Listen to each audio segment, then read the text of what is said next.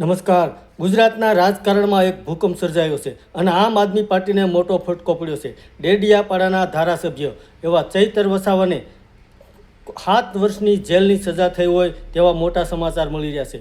તો આમ આદમી પાર્ટીના ધારાસભ્ય ચૈતર વસાવાને 7 વર્ષની જેલ અને તેમની પત્ની સહિત 7 વ્યક્તિઓ દોષી સાબિત થયા છે.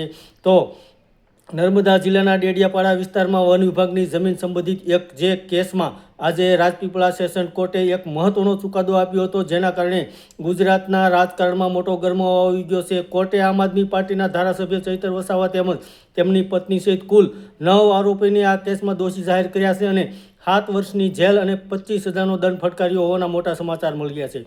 તો આ સમગ્ર વિવાદ નવેમ્બર 2023માં નોંધાયેલી એક સત્તાવાર પોલીસ ફરિયાદ સાથે જોડાયેલું છે, જેમાં ધારાસભ્ય ચૈતર વસાવા અને એવો આક્ષેપ હતો કે તેમને વન વિભાગના કર્મચારીઓને પોતાના ઘરે બોલાવ્યા હતા અને ત્યારબાદ તેમની સાથે મારામારી કરી હતી. એટલું જ નહીં, ત્યારબાદ સરકારી ફરજમાં રૂકાવટ કરી હોવાના પણ સમાચાર મળી રહ્યા હતા અને હવામાં ફાયરિંગ કર્યું હોય ચૈતર વસાવાએ તેવું પણ કર્મચારીઓને જાનથી મારી નાખવાની ધમકી આપી હોવાના ગંભીર આક્ષેપો થયા હતા.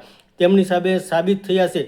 આ વિવાદાસ્પદ ઘટના થયા બાદ ચૈતર વસાવા લાંબા સમય સુધી ફરાર રહ્યા હતા અને ઘટનાના 1 મહિના અને 9 દિવસ બાદ સામે પોલીસ સ્ટેશનમાં હાજર થયા હતા. તો લાંબી કાનૂની પ્રક્રિયા બાદ ટ્રાયલ બાદ કોર્ટે આ મહત્વનો ચુકાદો આપ્યો હતો. આજે ચુસ્ત પોલીસ બંદોબસ્ત સાથે ચૈતર વસાવા અને તેમની પત્નીને વડોદરાની મધ્યસ્થ જેલ ખાતે લાવવામાં આવ્યા હતા. તો આમ આદમી પાર્ટીના ધારાસભ્ય ચૈતર વસાવાને 7 વર્ષની જેલની સજા થઈ હોય, જેના કારણે આવનારી 2027ની વિધાનસભાની ચૂંટણીમાં કદાચ આમ આદમી પાર્ટીને મોટો ફટકો પડે તેવા મોટા હાલમાં સમાચાર મળી રહ્યા હતા.